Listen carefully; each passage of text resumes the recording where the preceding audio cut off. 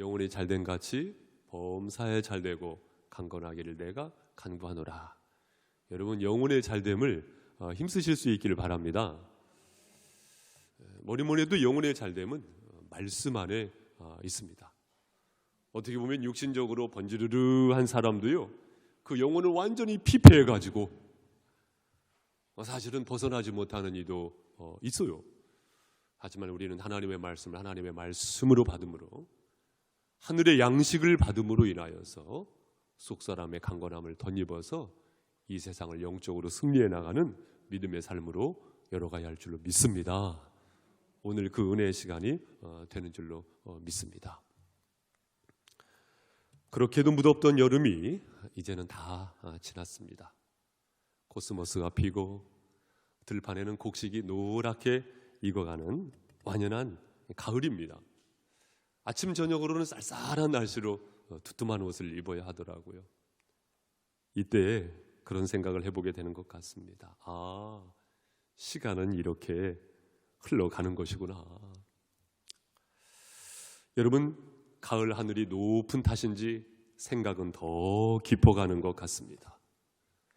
이 깊어가는 생각을 타고 하나님께서 세미하게 말씀하시는 것이 있더라고요. 저 자신에게도 있더라고요. 그것이 무엇이냐면, 너는 순종하는 사람이냐, 그것이었습니다. 너는 순종하는 사람이냐. 독일의 보네 본목사님께서는 그런 말씀을 하셨더라고요.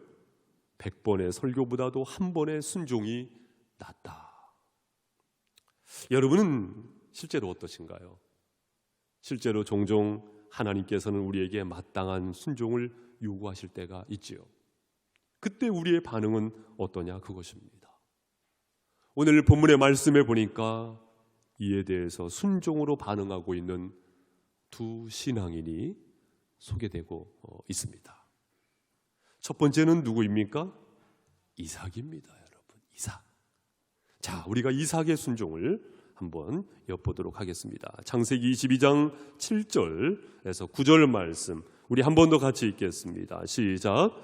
이삭이 그 아버지 아브라함에게 말하여 이르되, 내 아버지여 하니 그가 이르되, 내 아들아 내가 여기 있노라. 이삭이 이르되, 불과 나무는 있거니와 번제할 어린 양은 어디 있나이까? 아브라함이 이르되, 내 아들아 번제할 어린 양은 하나님이 자기를 위하여 친히 준비하시리라 하고, 두 사람이 함께 나아가서 하나님이 그에게 일러주신 곳에 이른지라. 이에 아브라함이 그곳에 제단을 쌓고 나무를 버려놓고 그의 아들 이삭을 결박하여 제단 나무 위에 놓고. 여러분, 우리 성도님들 이 말씀을 어느 정도 이해하고 계시리라고 생각이 되는데요, 어느 날 하나님께서 100세 아브라함에게 허락해 주셨던 아들, 그 아들 이삭을 바치라고 하는 것입니다. 그것도 그냥 바치라고 하시는 것이 아니고요, 번제로. 여러분, 번제는 뭐예요? 태워서 드리는 제사로 바치라고 하시는 거예요. 이때 아마도 이삭의 나이가 몇 살쯤 됐을까? 아마 어떤 해석서에는 10대였을 것이다, 어떤 경우에는 20대였을 것이다, 어떤 경우에는 30대였을 것이다. 각각 이렇게 다르게 말을 하더라고요. 확실한 것은 무엇입니까? 20세 안팎의 젊은 청소년이었던 것은 틀림없는 사실인 것 같습니다. 아니, 어떻게 눈에 넣어도 아프지 않을 만한 이 자식을 바치라고 하시는 겁니까? 소위 말해서 인신제사 아니겠습니까? 사실 이 인신제사는 당시에 우상이었던 몰렉신을 섬기는 사람들이 행했었던 만행이기도 했었는데, 아마도 하나님께서는 그러한 요구를 하신 것 같아요. 야, 우상을 섬기는 자들도 가장 사랑하는 자식을 바치는데 너도 그럴 수 있느냐? 너도 그럴 수 있느냐? 아마도 하나님께서 도전을 주신 것 같습니다. 그런데 아브라함은 이에 대해서 성경에 보니까 부인 사라와 상의했다는 내용이 있습니까? 없습니까? 없어요. 그것이 없고요, 오히려 아침에 일찍 일어나서 나귀의 안장을 지우고 2명의 종과 함께 땔감을 챙겨가지고요 3일 길을 걸어가게 됩니다. 그리고 하나님께서 일러주신 그곳에 이르게 되었을 때에 본문의 5절 말씀에 보면은 종들과 나귀는 거기에 머물게 하고, 그리고 이 아브라함 120세 아브라함, 노인이었던 아브라함과 20대로 보여지는 청년 이삭이 어떻습니까? 모리아 산을 오르게 된 것입니다. 그 지점으로 가게 되는 것입니다. 땔감으로 쓸 번제의 나무는 누가 맺습니까? 이삭이 맺지요. 왜냐? 힘이 좋으니까 이삭이 맨 것입니다. 그리고 아브라함은 불과 칼을 손에 들고 올라가게 되는 것입니다. 이때 이삭은 묻습니다. 아버지, 불과 나무는 있는데 번제할 어린 양은 어디 있습니까? 힘이 좋으니까요 그것을 들고 메고도요 이런 대화가 가능한 겁니다. 이 이삭이요 이렇게 성장을 한 것입니다. 그때 아브라함은 대답하는 것입니다. 하나님께서 친히 준비하실 것이다. 대답을 하시는 것입니다. 여러분, 이제 그 찰나가 된 것입니다. 독자 이삭을 드리는 찰나가 되는 것입니다. 그 아들을 결박을 합니다. 여러분, 결박이 뭐예요? 꽁꽁 묶는 것입니다. 2 손을 묶고 2 다리를 묶고 제단 위에, 나무 위에 올려놓습니다. 그리고 칼을 들어서 그 아들을 베려고 하는 것입니다. 여기에서 우리가 집중해야 할 것이 있습니다. 그것이 무엇이냐면요, 힘이 좋았던 이삭이 120세 아버지 앞에서 저항하지 않는다는 것입니다. 저항하지 않는다는 것입니다. 아하, 하나님 앞에 순종하는 사람은 사람에게도 순종을 하는구나. 우리는 바로 그것을 배우게 됩니다. 여러분, 근본적으로는 순종이라는 것이 그렇습니다. 하나님 앞에 순종하는 것이지요. 할렐루야. 그런데 하나님 앞에 순종하는 사람으로서 그것을 어떻게 증명하느냐, 그것입니다. 그래요. 하나님 앞에 순종하는 사람은 사람에게도 순종합니다. 그래서 에베소서 5장 21절 말씀에 보면 사도 바울이 말합니다. 그리스도를 경외함으로 피차 복종하라. 따라해 보세요. 피차 복종하라. 여러분, 아멘이십니까? 아멘. 피차 복종하라. 피차 복종하라. 하나님 앞에 순종하는 사람은 이처럼 피차, 서로 간에 사람 앞에서도 순종하는 삶을 삽니다. 어떤 사람은 나는 하나님 앞에 순종하는 사람이야. 그리고 사람에게는 안 순종하는 사람이야. 이것이 자칫 신앙의 고백일 수가 있다는 것입니다. 그러나 이러한 경우에는 고집은 있습니다. 흔들림 없는 고집은 있습니다. 그러나 유연함이 없어요. 결심과 각오는 있습니다. 그러나 미소와 온유함은 없습니다. 사랑하는 성도 여러분, 우리는 하나님 앞에 분별력을 구하는 동시에 기본적인 태도가 무엇이 되어야 합니까? 그것은 바로 마땅한 순종이어야 한다는 것입니다. 이러한 믿음의 고백 속에 가정에 평안이 있습니다, 여러분. 이러한 믿음의 고백 속에 하나님의 교회에 평탄함이 있습니다, 여러분. 이러한 신앙인의 삶 속에 전도자로서의 열매가 있습니다, 여러분. 이러한 신앙의 삶의 현장 그곳에 삶의 신앙인으로서 그리스도의 향기가 있고 그리스도의 편지로서의 삶을 열어가게 됩니다. 사랑하는 성도 여러분, 하나님께서 나에게 주신 힘을 가지고, 혈기를 가지고, 용기를 가지고, 그 기백을 가지고 불순종하는 사람이 아니고 그 힘을 가지고, 그 용기를 가지고 서로 순종에 힘쓰실 수 있기를 바라겠습니다. 여러분, 옆에 계신 분에게 말씀해 보세요. 제가 순종하겠습니다. 서로 인사하세요. 시작. 제가 순종하겠습니다. 제가 순종하겠습니다. 어째 그 목소리의 결이 좀 껄떠름하신 분이 있으신 것 같아요. 표정은 제가 잘 모르겠어요. 마스크들 다 쓰셔가지고 제가 표정은 잘 모르겠습니다만은, 여러분, 어떤 분은 순종이 힘드신 분도 계실 것입니다. 그러나 여러분, 가을이 깊어가는 이 즈음에 우리의 신앙도 더욱더 깊어가야 할 줄 믿습니다. 순종은 안전한 것입니다. 순종은 평안인 것입니다. 이 순종이 우리의 삶에 더욱더 묻어나실 수 있기를 주님의 이름으로 권면을 드립니다. 두 번째로는요, 아브라함의 순종의 속사를 우리가 살며시 들여다보도록 하지요. 자, 10절로 가보시면, 자, 10절부터 12절까지 우리 성도님들 읽어보세요. 시작. 손을 내밀어 칼을 잡고 그 아들을 잡으려 하니 여호와의 사자가 하늘에서부터 그를 불러 이르시되 아브라함아 아브라함아 하시는지라. 아브라함이 이르되 내가 여기 있나이다 하매. 여기 말씀해 보니까요, 여러분, 지금 아브라함이 이삭을요 잡으려고 하는 것입니다. 칼을 들고 이삭을 잡으려고 하는 것입니다. 그때 하나님께서 아브라함아 아브라함아 부르시는 것입니다. 그리고는 그 다음 말씀해 보니까 손을 대지 말라는 것입니다. 아브라함의 어떤 순종인 것입니까? 끝까지 하는 순종인 것입니다. 따라해 보세요. 끝까지 하는 순종. 흉내만 내는 순종이 아니고요, 워밍업만 하는 순종이 아니고요, 제스처만 취하는 순종이 아니고요, 끝까지 하는 순종인 것입니다. 어떤 사람은 순종의 처음이 화려해요. 그러나 끝에는 시들시들 해버려요.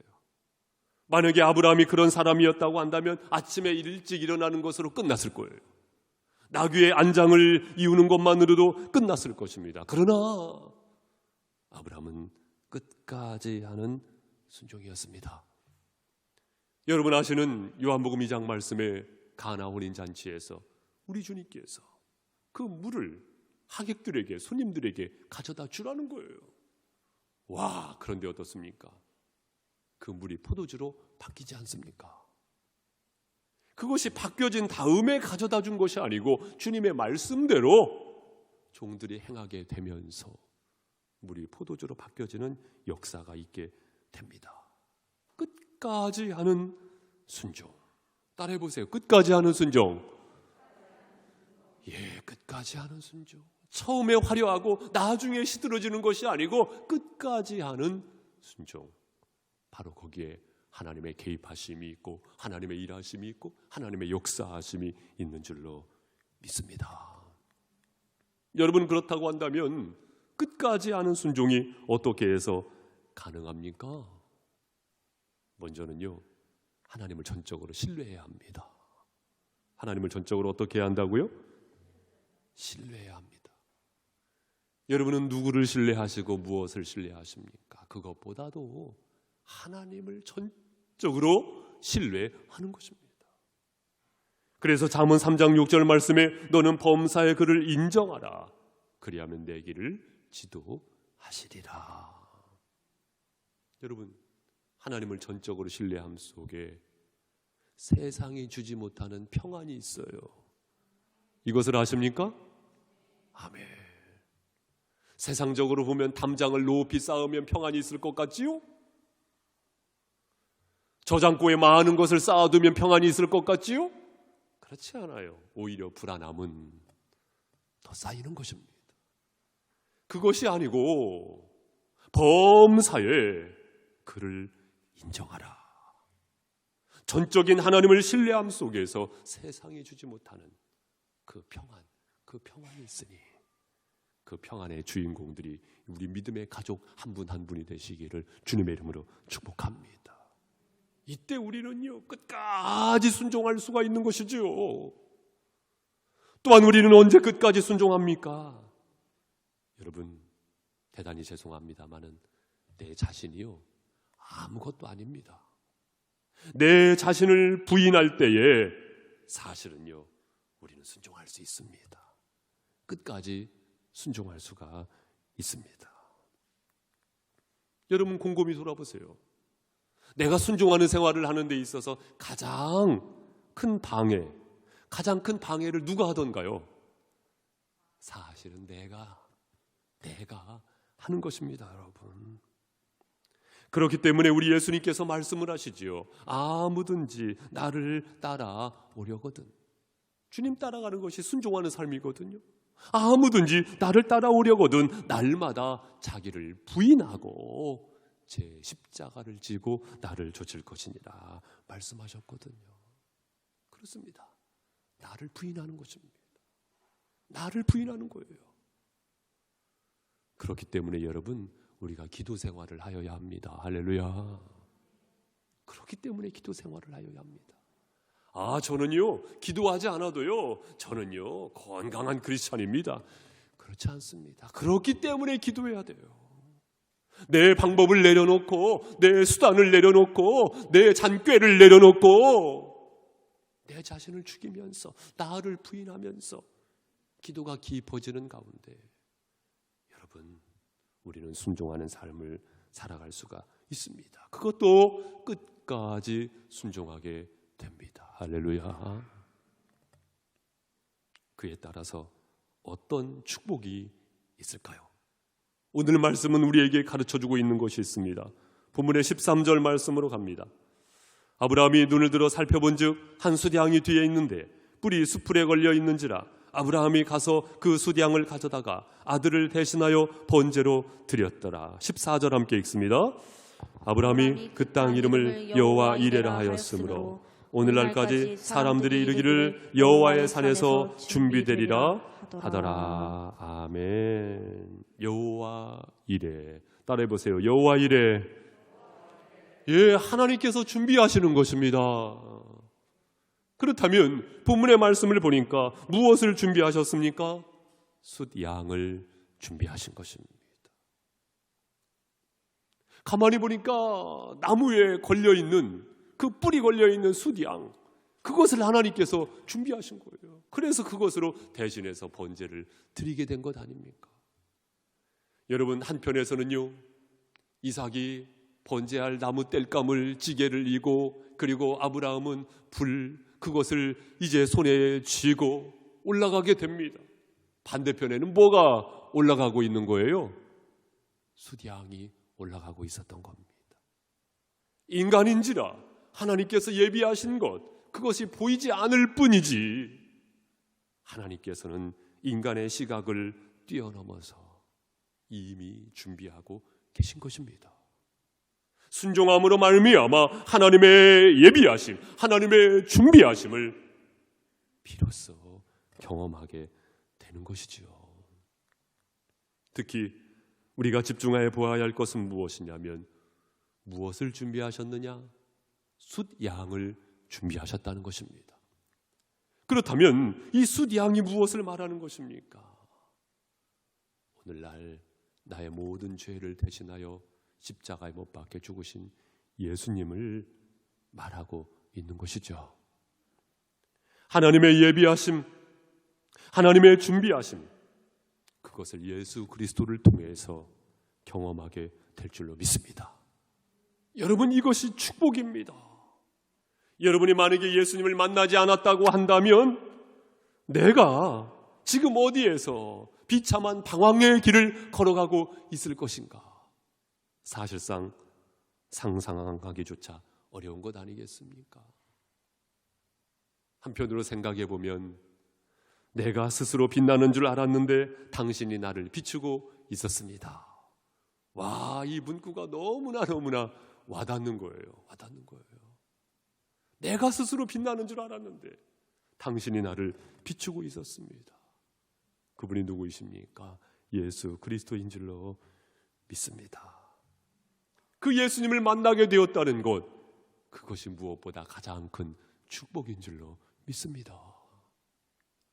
마태복음 13장 말씀에 밭에 감추인 보아의 이야기가 소개됩니다. 그는 소작농이었어요. 자기 땅이 아니었습니다. 남의 땅에서 열심히 땅을 밭을 일구고 있었습니다. 그때 땅 속에 감추어졌던 보화를 발견하게 됩니다. 이처럼 뜻밖의 보화를 발견하게 된 것이거든요. 여러분도 그 보화를 발견하게 된 줄로 믿습니다. 그 보화는 바로 예수 그리스도를 말하는 것입니다. 너무나 기뻤어요. 그래가지고 집으로 돌아가서 자기의 소유를 다 팔아가지고 그 밭을 사게 되는 것입니다.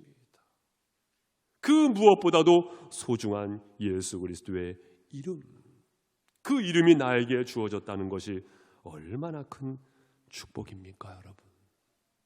우리는 이 축복의 주인공이 된 줄로 믿습니다. 그렇기 때문에 고린도후서 6장 1절 말씀에 보면 근심하는 자 같으나 항상 기뻐하고 가난한 자 같으나 많은 사람을 부유하게 하고 아무것도 없는 자 같으나 모든 것을 가진 자로다. 이 풍성함이, 이 넉넉함이, 이 자유함이, 이 여유가 저와 여러분의 삶 속에 누려질 수 있기를 주님의 이름으로 축원드립니다. 여호와 이래, 여호와 이래. 또한 순종의 사람에게 어떤 축복이 있는 것입니까? 본문의 말씀 17절부터 마지막 18절까지 함께 읽겠습니다. 시작.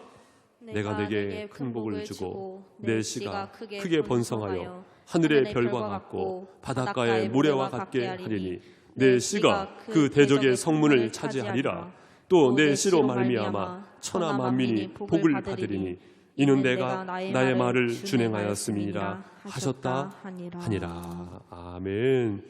여러분, 복을 주시되 큰 복을 주시는 하나님 되심을 믿으실 수 있기를 바랍니다.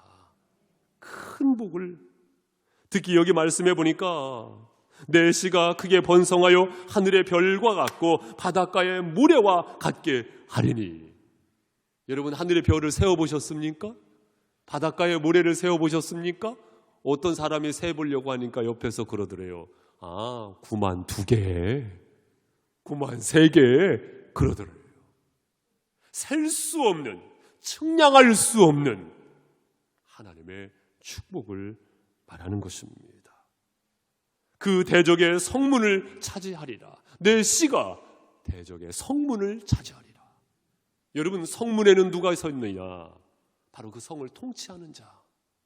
따라서 그 후손에게 통치권이 있을 것임을 말씀하고 있는 것입니다. 천하 만민이 복을 받게 된다는 것입니다. 1차적으로는 아브라함을 통해서 히브리 민족을, 하나님의 선민을 형성하시겠다는 것이지요. 이처럼 하나님의 백성을 통하여서 열방을 다스리시는 그 하나님의 섭리하심을 드러내 보이고 있는 것이죠. 오늘날에도 여러분 똑같습니다. 순종하는 사람을 통해서 하나님의 백성을 잉태케 하시고 하나님 나라를 이루시면서 그 나라를 확장시켜 나아가시겠다는 하나님의 작정, 하나님의 축복의 섭리를 믿으실 수 있기를 바랍니다. 그래서 저는요, 설레입니다. 바로 우리를 통해서, 나를 통해서 이처럼 하나님의 작정을 이루시겠다는 거예요. 하나님의 나라를 세워가시겠다는 것입니다. 할렐루야. 어떤 분은 그렇게 말씀하실 수도 있을 겁니다. 아니, 그것은 목사님이 품은 비전이고 목사님이 꾸는 꿈 아닙니까? 목사님의 가슴의 설레임 아닙니까? 여러분, 저의 목표는 무엇이냐면 목사와 똑같은 꿈을 품는 사람들을 세워가는 것입니다. 세상의 욕망과 야망이 그 꿈으로 머무는 것이 아니고 하나님의 꿈, 영혼 구원, 하나님의 나라를 세워가는 그 동일한 꿈을 꾸는 이들이 바로 저와 여러분이 되어야 할 줄로 믿습니다. 따라서 이 말씀은 사실상 선교 명령이 담겨 있는 말씀이고, 사실상 이 말씀은 선교 축복이 담겨 있는 말씀입니다. 한 번 살기 때문에 일생인데 그 일생이 나의 만족을 위하여 살아가는 것이 아니고 하나님이 그토록 소원하시는 한 영혼을 구원해 나가시고 이 땅에 하나님의 나라를 세워가는 동일한 꿈과 비전, 그것을 품으시기를 바랍니다. 여러분의 세대 속에 하나님의 부흥을 경험하시는 은혜가 있기를 주님의 이름으로 축복합니다. 누구를 통해서 그 일을 이루시는가? 순종하는 자를 통하여서 그 꿈을, 하나님의 비전을 우리 하나님께서 친히 열어가실 줄로 믿습니다. 사랑하는 성도 여러분, 우리는 과연 순종의 사람입니까? 순종은 큰 복을 낳습니다. 하나님께서 주신 자유가 있지요. 여러분, 그 주신 자유를 통하여서 우리는 순종하는 사람들입니다. 순종의 자유. 그 자유를 가지고 죄의 종으로 사는 것이 아니고 그 자유를 가지고 하나님의 종으로서 순종을 선택한 사람들, 그 사람들이 바로 저와 여러분인 줄로 믿습니다. 순종의 사람으로서 비차간에 복종이 있으시고 그 순종의 향기가 끝까지, 따라해보세요, 끝까지 이어나가실 수 있기를 바랍니다. 여호와 이레, 하나님의 예비하심과 여러분을 통하여서 이 땅에 하나님의 나라가 견고히 서가게 되어지는 축복의 주인공으로 우리 하나님께서 역사해 나가실 것을 믿습니다.